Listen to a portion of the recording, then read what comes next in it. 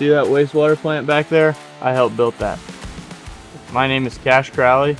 I work here at CAS Constructors, and we're based out of Topeka, Kansas. I went to high school at Ottawa High School. I grew up in Williamsburg, Kansas, small town. I was always a hands-on person when I was growing up. I never really liked school. I was never really the best at school, really. Right after high school, I went to CDL school in Topeka. I wanted to be like drive trucks or something like that, but I just decided to work construction right after that, and I don't regret any of it, really.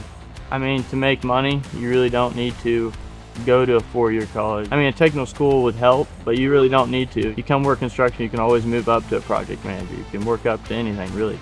If you wonder what this is like, get an internship, go out to a job site and visit it, and see if you like it. This work helps you do stuff out of, like, at your home.